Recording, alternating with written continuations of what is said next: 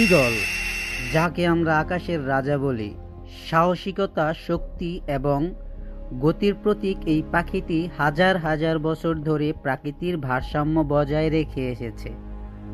কিন্তু ভাবুন তো, একদিন যদি এই আকাশ ঈগল শূন্য হয়ে যায়। দুর্ভাগ্যবশত বিশ্বের অনেক প্রান্তে ঈগলের কিছু প্রজাতি আজ বিলুপ্তির পথে।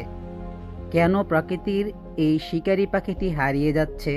আজকের এই বিশেষ প্রামাণ্যচিত্রে আমরা তা খুঁজে বের করব কারণসহ। বাসস্থানের ধ্বংস। ঈগলের বিলুপ্ত হওয়ার প্রধান কারণগুলোর একটি হলো বাসস্থানের অভাব। তারা উঁচু গাছ বা পাহাড়ে বাসা বাঁধতে পছন্দ করে, কিন্তু ক্রমবর্ধমান জনসংখ্যা আর নগরায়নের ফলে বনাঞ্চল ধ্বংস করা হচ্ছে। যখন তাদের থাকার জায়গা এবং শিকারের এলাকা হারিয়ে যায়, তখন তারা বংশবৃদ্ধি করতে পারে না, ফলে তাদের সংখ্যা আশঙ্কাজনকভাবে কমে যায়। বিষক্রিয়া ও কীটনাশকের প্রভাব। বিংশ শতাব্দীর মাঝামাঝিতে ডিটিটি নামক কীটনাশক ঈগলের বংশ বিস্তারে বড় বাধা হয়ে দাঁড়িয়েছিল।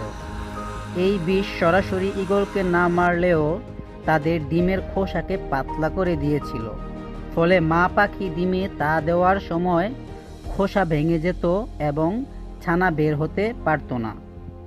যদিও ডিডিটি এখন নিষিদ্ধ, তবুও আধুনিক কৃষিতে ব্যবহৃত অনেক রাসায়নিক ঈগলের খাদ্য শৃঙ্খলে প্রবেশ করে তাদের অভ্যন্তরীণ অঙ্গের ক্ষতি করেছে।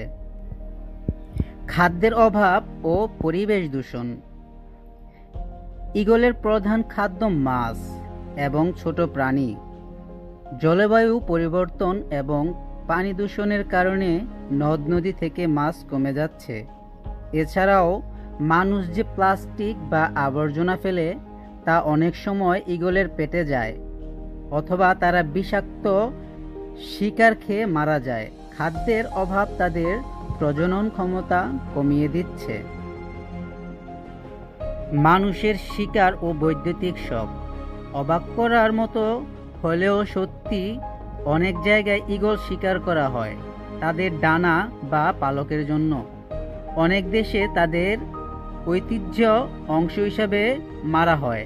আবার আধুনিক যুগে বড় বড় বৈদ্যুতিক খুঁটি বা হাই ভোল্টেজ তারের সাথে সংঘর্ষে অসংখ্য ঈগল প্রতি বছর প্রাণ হারায়।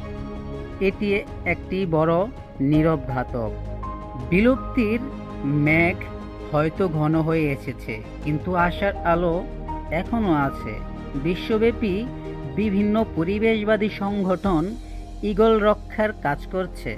কীটনাশক নিয়ন্ত্রণ, অভয়ারণ্য নির্মাণ এবং সচেতনতা বৃদ্ধির মাধ্যমে আমরা ঈগলদের আবার ফিরিয়ে আনতে পারি।